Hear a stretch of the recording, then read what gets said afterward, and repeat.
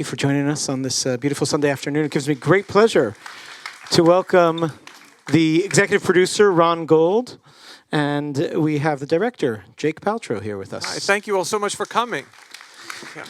It was a year ago we screened this film, a little more than a year, at our Israel Film Center Festival, and had Jake here for that conversation.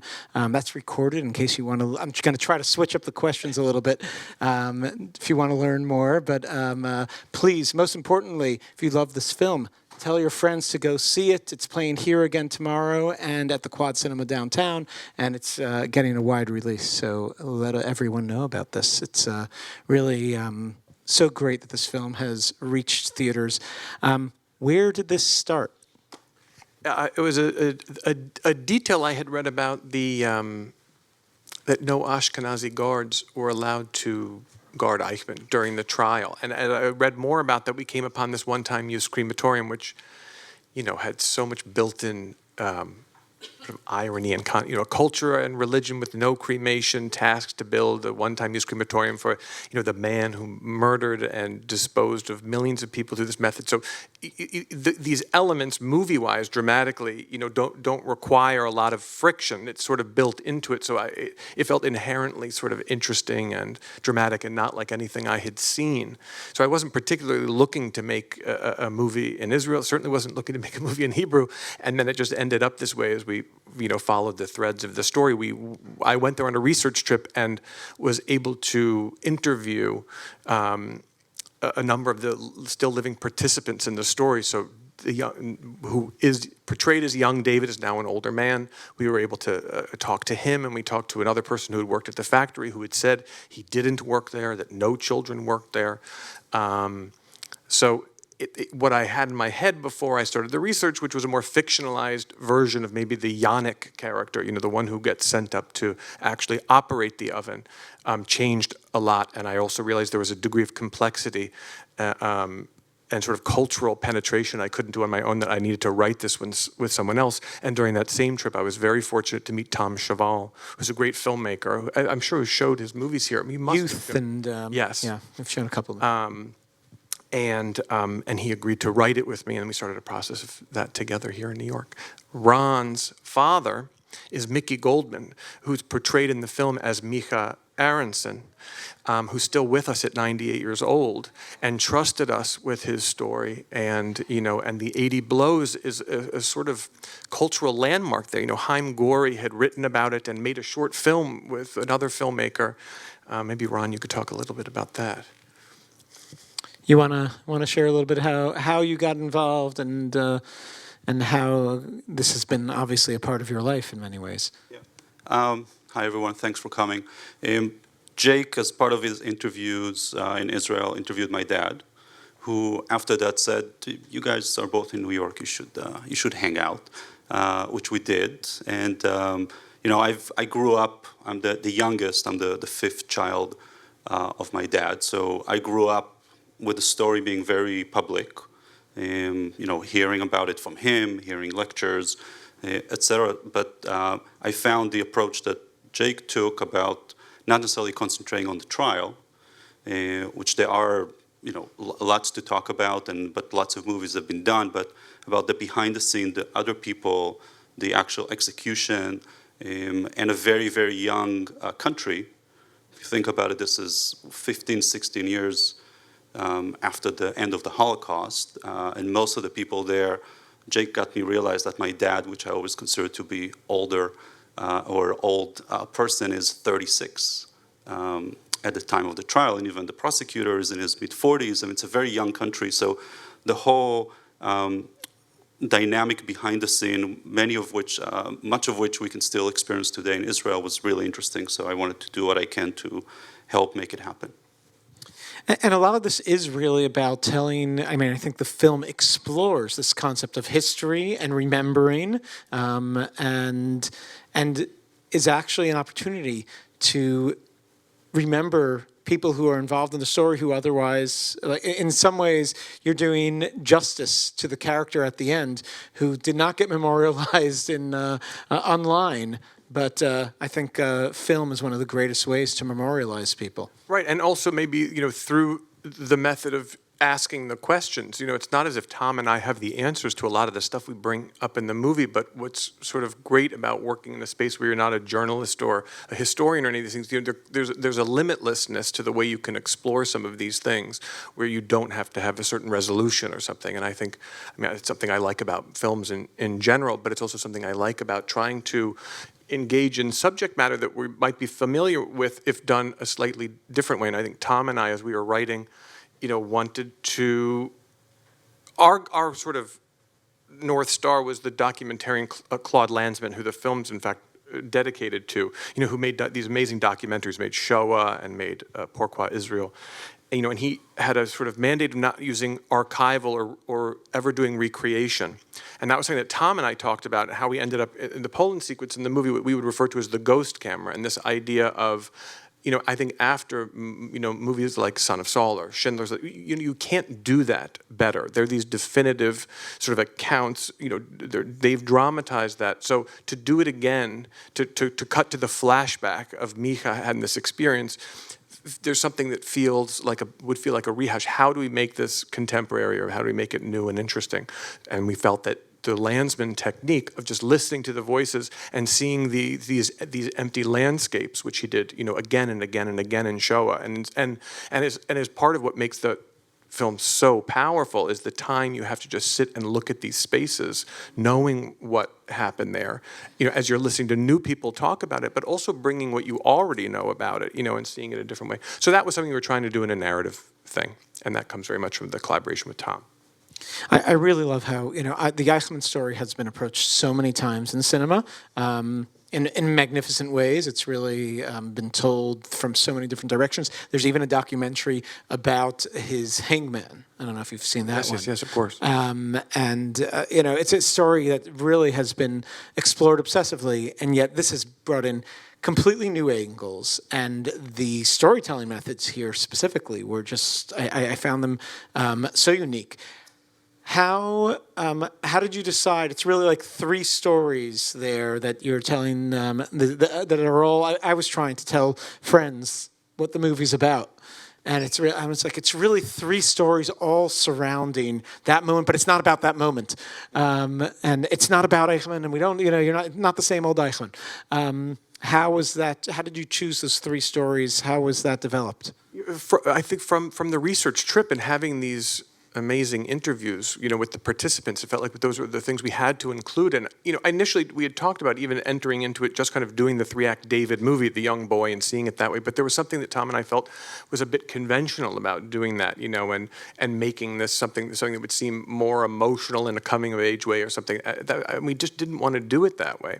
And so we thought in doing it in this triptych form, if it didn't feel too much like an anthology, if there was a way to tie them together, and they did overlap. Each of the stories do overlap in their own way. And so we felt like if we can try and pull it off this way, we might have something. And it's a great testament to the actors, frankly, because they're so good. I feel so fortunate to have them. I really think they made that work better than anything. It's not that you have an expectation that they'll return, but when they do, you know them very well. At least that's the way we always felt about it as we were editing it. And maybe just to add a few things. So a lot of the story, including, for example, the container in which they put the ashes, and when they're actually looking at each other asking, so where are we going to put this? It actually happened. So there's a lot of elements in the story which I'm sure during the interviews and as I kind of just growing up hearing all these different anecdotes, the fact that they are in the movie and that in a way you didn't have to create the drama because it really happened, I think also just makes this really unique testament to what happened there.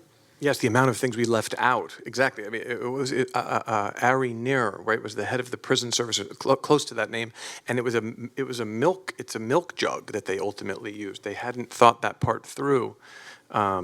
And then one of the people there had said, that the skull was kind of intact, and somebody tapped it to do it. Your father said that didn't happen, and we sort of went back and forth on it. I thought, well, a lot of these are, the movies, the basis of the movies is contested, these ideas of contested history, and people refuting what you say. So we included it.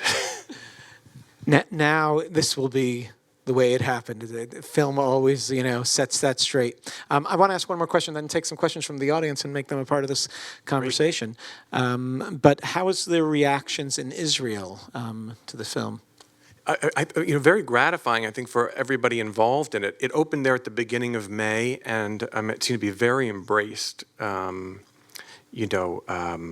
I wasn't there, so I got to hear it all from the cast and Tom and the producers there and everything. But I think everybody was very pleased with it. But no.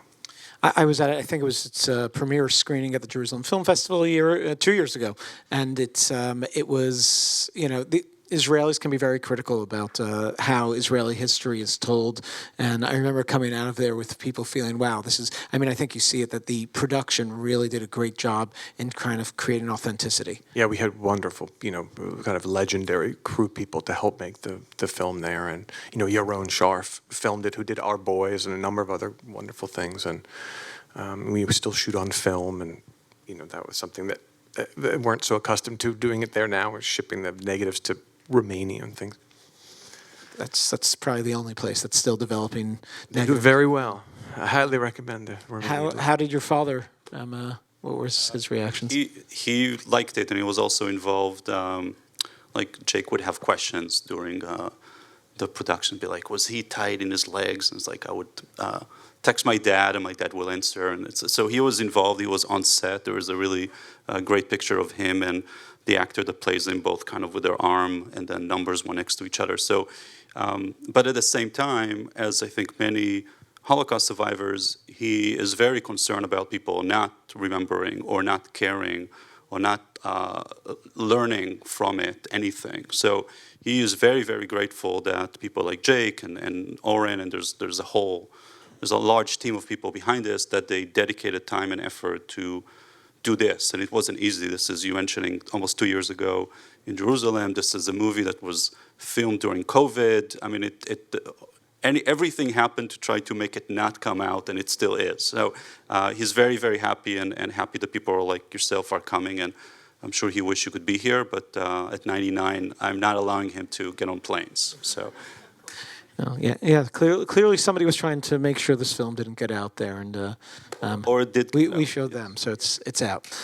We have some questions down here. First, a quick comment, Ron. I'm really happy that your father got married and had children, because in the movie I was almost thinking there would be a romance with that pretty girl, and I was worried that it wouldn't come off. So I was very happy to see that.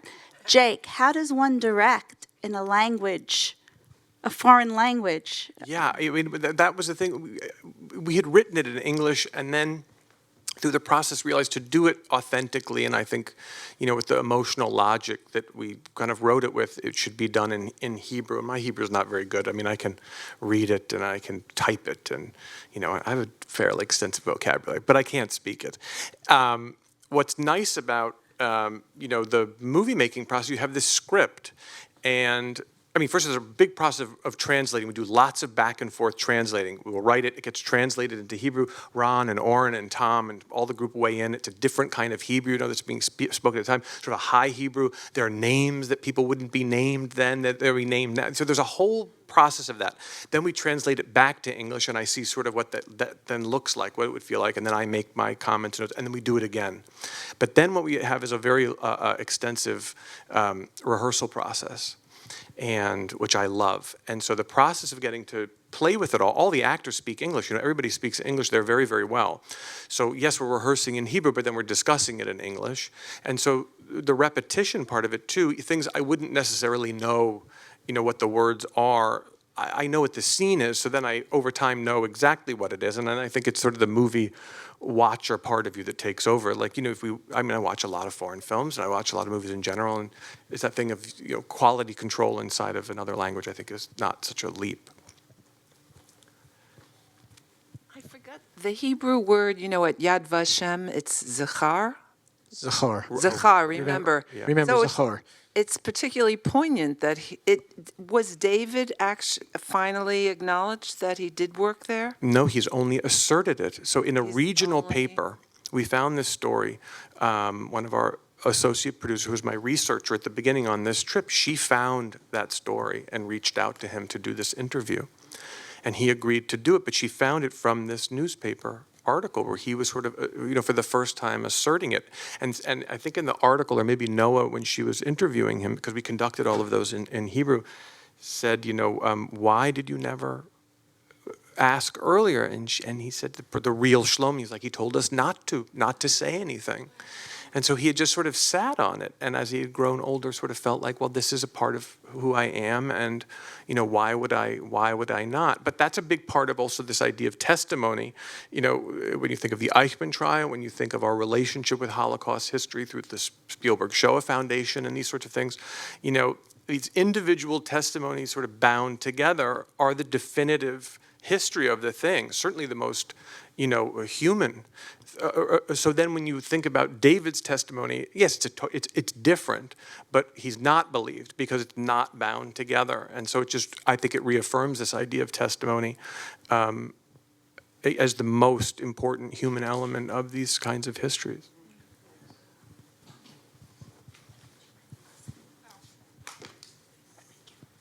So first, thank you for that really amazing movie, and I just want to say the triptych structure really worked for me. Oh, good. It was so unusual, but it really worked. And I sort of have a question, but I'm not sure what it is. Let's try. It's about that conversation in the bar between Misha Aronson and I think of the woman as kind of his minder in a way, and they're having a conversation about, should you tell, should you not tell, whose story is it?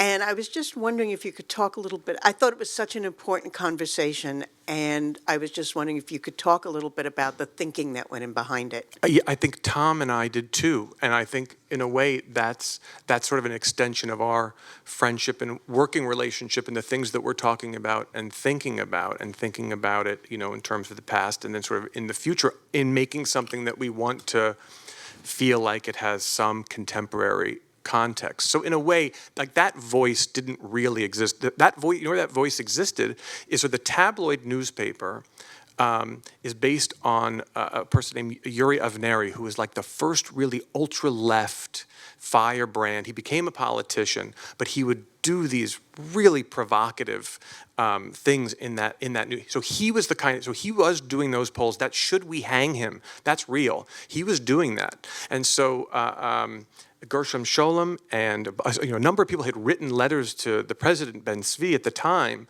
saying, "Don't kill him."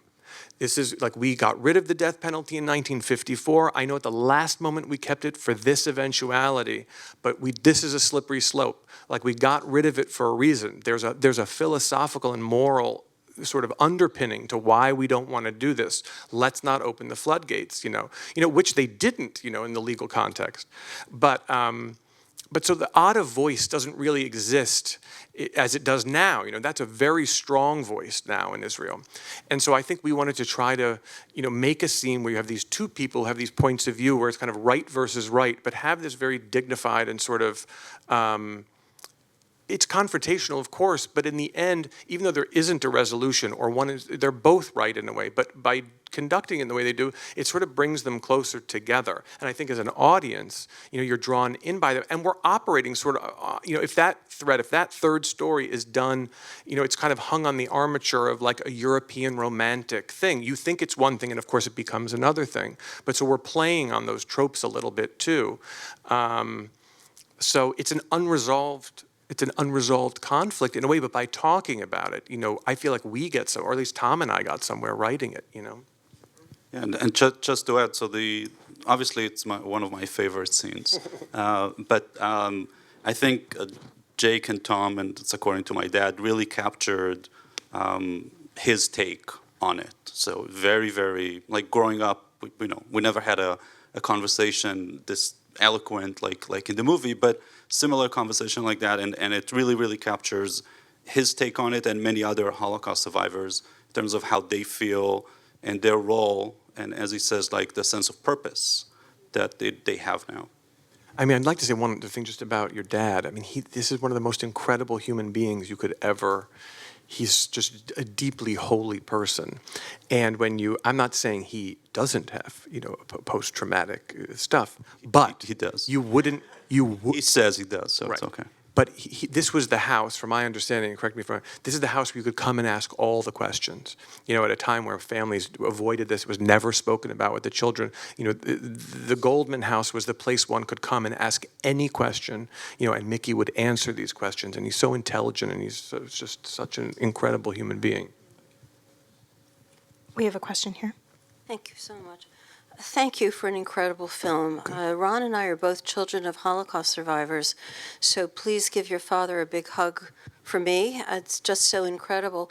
But what I was thinking, this film was made before the whole episode now in Israel that has occurred.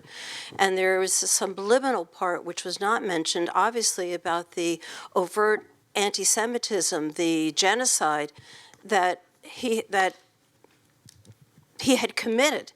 So here we are, we're going through this exponential growth of anti-Semitism, and I'm wondering now for the two of you, for all of you, if the film has taken on a different nuance, if it can be used in some way to combat the anti-Semitism that is growing like wildfire.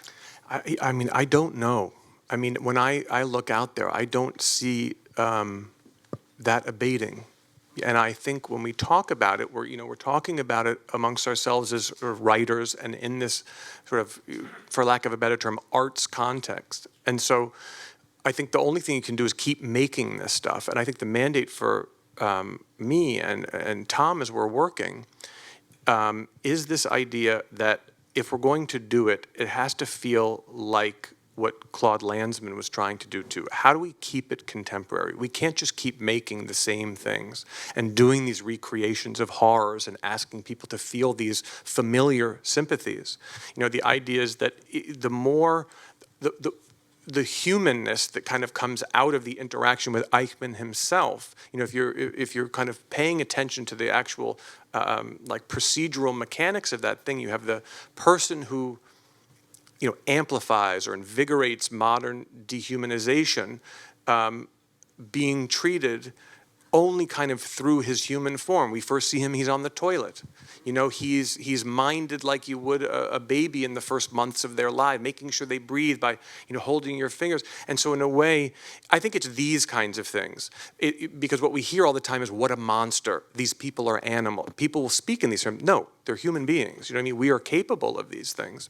So I think Tom and my treatment are trying to be in this area where we keep pointing back to the humanness for the good and for the bad of it, but that it's an inescapable certainty. I'll just add, we're going to take one more question there, but I'll just add that I mean, first of all, one of the beautiful things this film does is that it humanizes and actually reminds us within the story that it's people. It's not stories. It's not legends. It's actual real people who lived, and they're on all sides. They were just like you and me in terms of being human. And having two different sides that are two different stories, and we are living in a very polarized time, and having the ability to basically see other sides and bring sides closer, I think is also an extremely important lesson right now. Yeah, I totally agree. Totally essential. Thank you. When in the production did you come up with the title and the timeline of the production? In fact, after we finished it, the movie was made under the title Hatanur. It was made under the oven. And in the finishing of it, I started to feel like, well, maybe it's not just about, there's something about this idea of commemoration, that somebody, because in our interviews, we talked about, somebody had logged the hanging date as June 0, because it was hanged at midnight of May 31st. And it felt like it was somebody saying, well, we're going to make a date that can never be put on the calendar, sort of thing. But in doing that, it really makes you kind of ask the question, which in a way makes it a stronger commemoration sort of way. And so I thought that spoke to something that we were maybe probing in the writing, but not doing directly. But the movie, I felt like, kind of delivered that idea, these ideas of how we remember things, and so that's why we ended up sort of with the title, which, right, could seem almost vague until you see the movie, but. You know. And not commemorating execution. It's just such also a way to really treat life in a holy way. We will take one more question down here because. I wanted to ask about this incredible young man who played the kid. Yeah. How you found him, whether he was an experienced actor, and No. I'm also curious as to how much he understood about the history that he was portraying. Yeah, so Noam at the time we made the movie didn't speak any English. He was 11. He turned 12 on the movie. And so he had not done anything. Obviously, he is an actor, and he's an amazing actor. But he had just, I think, joined like a theater group or was exploring maybe acting, and he's from Ranana, and like a local thing. And somehow we got, like an iPhone video of him, and you could see all the qualities that really jump out on the screen. I mean, he was already doing in this quasi-audition, but because we couldn't really interact directly, the man who plays the teacher in the movie is a very well-known and a great actor there, but he's also a kind of famous acting teacher. And we built a bit of an acting department around Noam. And so, yes, he had this natural ability. He was such a good actor. But Rotem, I think, they had a kind of communication. Rotem could say very little. Rotem and I would talk about what we wanted, and there was a process through the sort of a several-month audition process where he would come back and we'd work on things and go. And I would see it reflected in the work that he did with Rotem. And then when we were filming, as often as we could, we would have Rotem with us. And really, they would communicate. I would sort of communicate with Rotem, and I would urge everybody to not intervene in their thing, because they would talk in temperatures and colors, and there was a whole way of doing it that required very few words. And also, the way a child's schedule is on a movie, you can only work certain hours, and then there's a break. So we had a whole way of managing the day, and so we're just totally lucky and blessed that we found him. He's such a great actor. I want to thank you both for being here. Thank you, Isaac. Thank you. Folks, tell your friends. Thank you so much for coming. It was raining while you were in here. It stopped, I believe. So it was meant to be. Perfect timing. Enjoy the rest of your day.